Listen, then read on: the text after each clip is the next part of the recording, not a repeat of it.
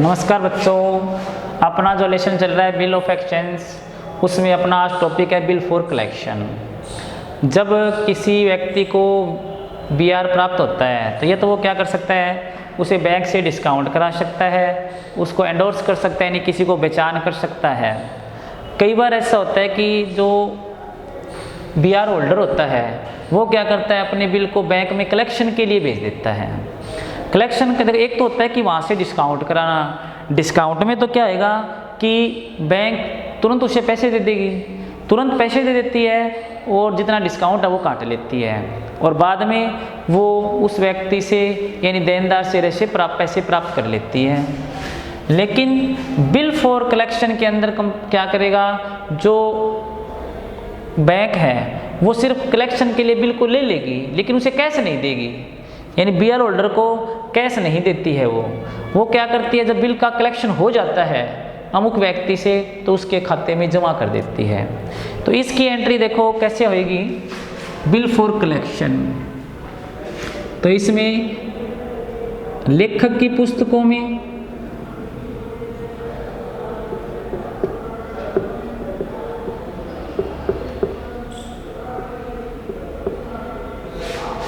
लेखक की पुस्तकों में और स्वीकारकर्ता की पुस्तकों में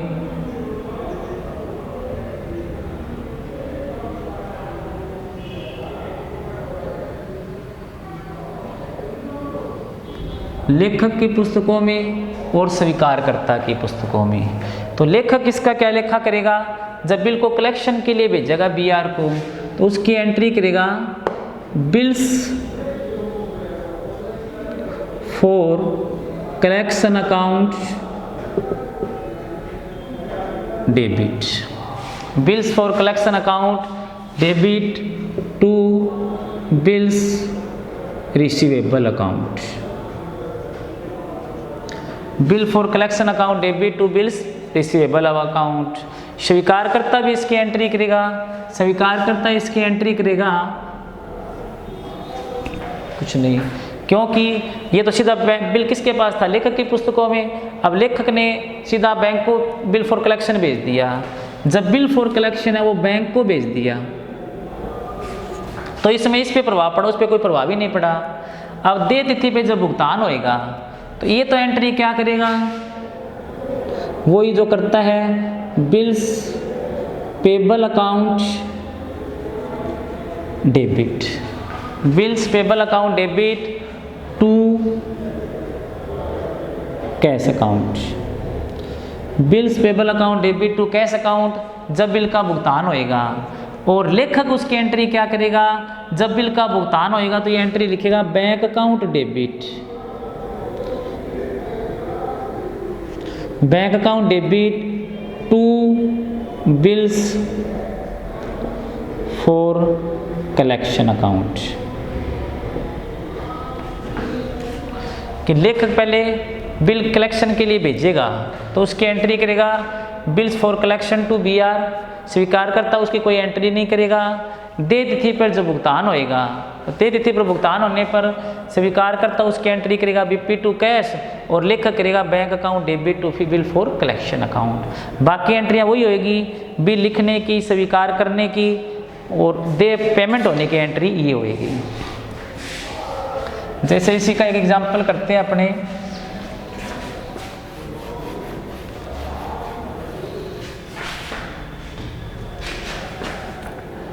ए ने बी को 20,000 रुपये का माल बेचा।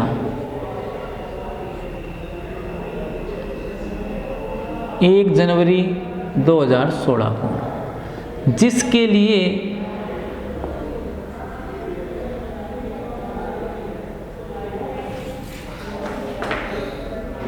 ए ने बी पर 3 महीने का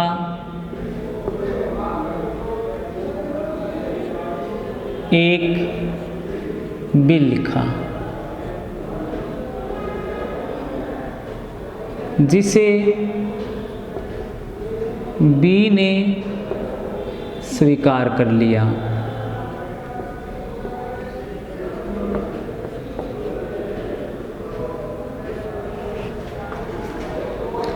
4 जनवरी 2016 को बी ने इस बिल को संग्रहण हेतु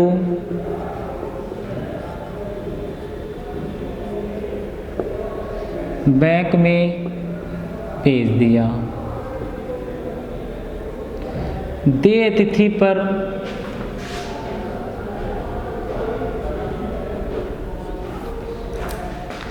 बिल का भुगतान हो गया।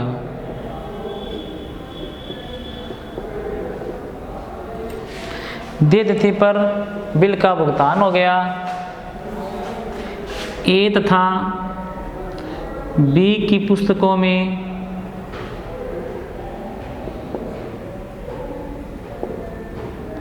आवश्यक प्रविष्टियां दीजिए।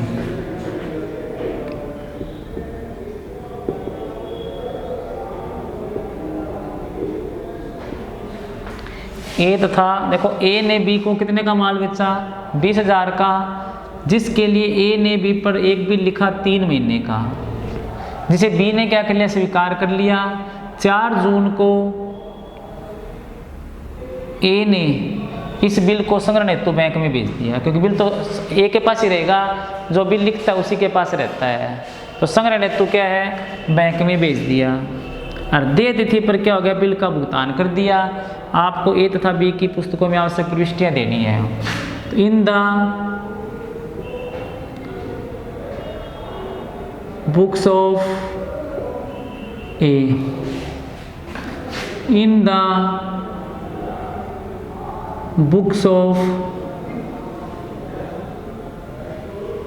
बी,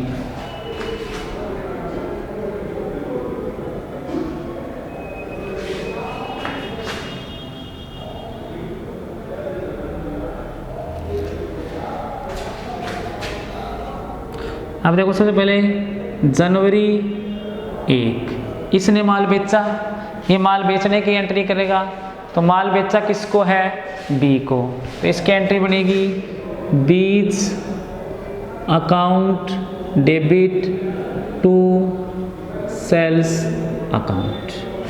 यानी माल बेचने की एंट्री होती है डेटर टू सेल्स, तो यहाँ पे डेटर इसके लिए कौन हो गया, बी हो गया, तो उसकी एंट्री होगी B's account debit to sales account. और बी क्या करेगा, उसने परचेज किया जनवरी 1 2016 को ही, ये करेगा purchase account debit to A's account, ये माल खरीदने की एंट्री होगी। माल खरीदते तो उसकी एंट्री क्या होती है, परचेज टू क्रेडिटर, तो क्रेडिटर यहाँ पे कौन हो गया, इसके लिए ए हो गया। Purchase account debit to A, amount कितनी आएगी, यहाँ पर भी 20,000 आएगी और यहाँ पर भी 20,000 आएगी। तो ये एंट्री किस चीज़ की होगी, माल बेचने की, वो एंट्री किस चीज़ होगी, माल खरीदने की। तो एक ने माल बेचा और एक ने माल खरीदा। अब देखो इसी दिन क्या किया, इसने बिल लिखा जनवरी 1 2016 को, बिल लिखने की एंट्री होती है bills receivable account debit, bills receivable account debit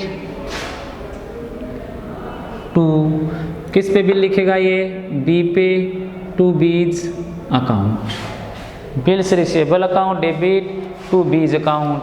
bill कितने का था, 20,000 का।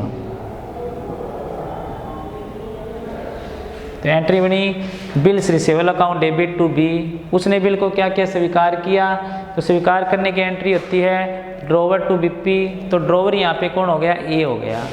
ए भी क्या करेगा, जनवरी 1 2016 ये एंट्री करेगा A's account debit to bills payable account,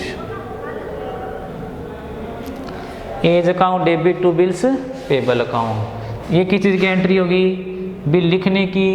ये एंट्री किस चीज़ की होगी? बिल स्वीकार करने की। इसने बिल लिखने की एंट्री कर दी BR to B, उसने बिल स्वीकार करने की एंट्री कर दी A to BP। बिल तो वही है, कितने का? 20,000 रुपये का बिल है। अब देय तिथि इसकी आएगी, देखो 1 देय तिथि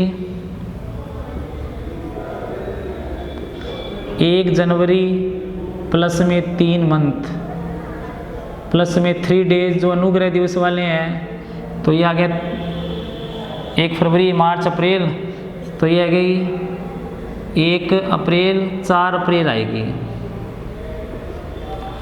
4 अप्रैल 2016। तो 4 अप्रैल 2016।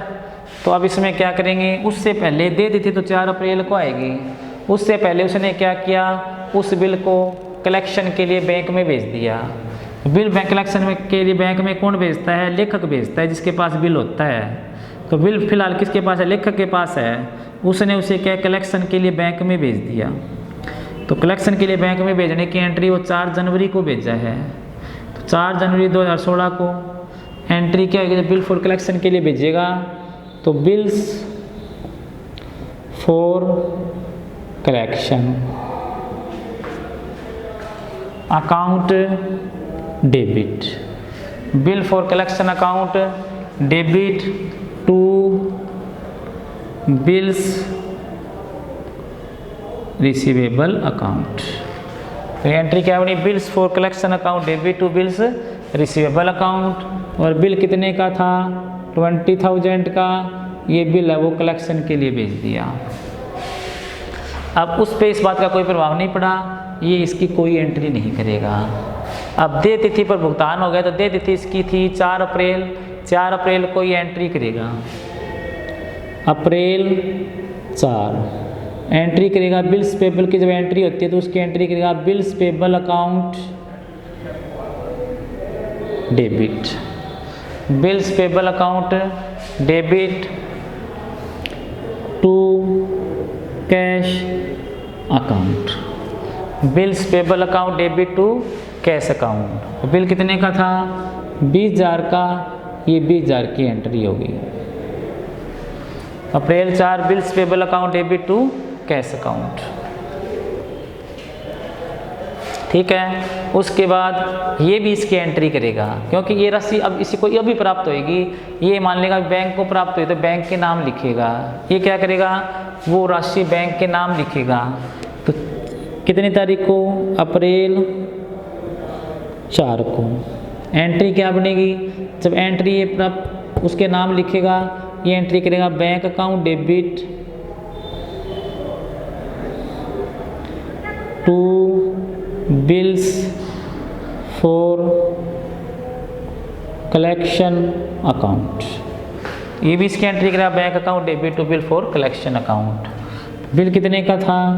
20,000 का, ये एंट्री करेगा 20,000 से। तो जब बिल का भुगतान होएगा तो एंट्री दोनों करेंगे। इसने तो क्या कर दी? BP टू कैश जो नॉर्मल एंट्री करता है भुगतान वाली, वो एंट्री कर दी। और इसने क्या कर दी? उसे प्राप्त करने वाली। तो प्राप्त अभी हुआ नहीं, अभी तो बैंक के पास, इसलिए बैंक के नाम लिख देगा ये। और एंट्री क्या करेगा उसकी? Bank account debit to bill for collection account. तो ये क्या हो गया? जब बिल को कलेक्शन के लिए भेजा जाए और बिल का देय तिथि पर भुगतान हो जाए। तो क्या था इसमें? A ने B को 20,000 का माल बेचा, जिसके लिए A ने B पर 3 महीने का एक बिल लिखा। A ने बेचा किसको? B को, जिसके लिए बिल कौन लिखेगा? जो माल बेचेगा। तो माल बेचा A ने, उसने B पर 3 महीने का एक बिल लिख दिया। B ने क्या कर लिया? उस बिल को स्वीकार कर लिया। B ने क्या कर लिया? उस बिल को स्वीकार करके 4 जनवरी A ने इस बिल को संग्रहण हेतु बैंक में भेज दिया। 4 जनवरी 2016 को क्या कर दिया? A ने इस बिल को संग्रहण हेतु बैंक में भेज दिया। संग्रहण हेतु कहाँ पे भेजा? यानी कलेक्शन की, संग्रहण का मतलब होता है कलेक्शन करना, यानी कलेक्शन के लिए बैंक में भेज दिया। और देय तिथि पर बिल का भुगतान हो गया। A तथा B की पुस्तकों में आवश्यक प्रविष्टियाँ देनी है। तो पहला गया in the book of A, journal बनाई। A इसकी एंट्री करेगा जनवरी 1 2016 को। जब माल बेचेगा तो माल बेचने की क्या एंट्री होती है, बीज अकाउंट यानी डेटर टू सेल्स। डेटर यहाँ पे कौन हो गया, बी हो गया, जिसको उधार माल बेचा जाता है। तो कितने का माल बेचा, 20,000 का, तो एंट्री बनी बीज टू सेल्स, कितने से बनी, 20,000 से। एंट्री बन गई B's account debit to sales account, कितने से, 20,000 से बन गई। उसके बाद purchase account debit to A, तो purchase account debit to A ये कितने से बनी, 20,000 से। किसने माल खरीदा, माल खरीदने की एंट्री होती है परचेज टू क्रेडिटर, तो इसकी एंट्री बन गई परचेज अकाउंट डेबिट टू ए। उसके बाद बिल लिखा, तो बिल लिखने की एंट्री होती है BR to drawee. Drawee acceptor कौन है यहाँ पे, बी है, तो इसकी एंट्री बनी bills receivable account debit to B. किस चीज़ की एंट्री है ये, बिल लिखने की, और ये बिल होगी स्वीकार करने की। तो स्वीकार की एंट्री होती है ड्रॉवर टू बीपी। ड्रॉवर यहाँ पे लेखक कौन है, ए है, तो उसकी एंट्री क्या बनी, A's account debit to BP बन गई। अब दे तिथि तो इसकी आएगी 3 महीने, 3 महीने यानी 1 अप्रैल को हो गए, प्लस में 3 दिन वो जोड़ने, तो 4 अप्रैल आ गई। लेकिन उससे पहले 4 जनवरी को इसने क्या कर दिया, उस बिल को कलेक्शन के लिए बैंक में भेज दिया। तो कलेक्शन के लिए बैंक में भेजा जाता, तो उसकी एंट्री होती है bill for collection to BR। तो उसकी एंट्री क्या होती है, bill for collection to BR। Bill कितने का है, 20,000 का है, तो उसकी एंट्री बनी bill for collection to BR, कितने से, 20,000 से बन गई। अब स्वीकार करता है इसकी कोई एंट्री करेगा नहीं, क्योंकि जब कलेक्शन के लिए भेजा तो इसका स्वीकार करता पे कोई प्रभाव नहीं पड़ा, ये उसकी कोई एंट्री नहीं करेगा। अब वो तो क्या करेगा, स्वीकार करता दे तिथि पे भुगतान करेगा। तो दे तिथि इसकी कब है, दे तिथि इसकी है अप्रैल 4 को। दे तिथि कब है, अप्रैल 4 को है। अप्रैल 4 को जब भुगतान करेगा तो एंट्री वो होती है बीपी टू कैश। तो इसने बिल का क्या किया, भुगतान की है, तो एंट्री करेगा bills payable account debit to cash account. क्या एंट्री करेगा, bills payable account debit to cash account. लेकिन प्राप्त करेगा तो ये भी एंट्री करेगा, इसको सीधा प्राप्त नहीं होगा, बैंक के थ्रू होगा, इसलिए बैंक के नाम लिखेगा। क्या लिखेगा, bank account debit to bill for collection account. क्या करेगा, bank account debit to bill for collection account. इस तरह से अपनी एंट्री होगी। जब बिल को क्या कलेक्शन के लिए बैंक में भेजा जाता है तो उसकी एंट्री ये होगी इसमें। तो कल अपने जो टॉपिक करेंगे वो करेंगे विनिमय बिल का अनादरण, वो टॉपिक कल करेंगे। आज के लिए इतना ही, धन्यवाद।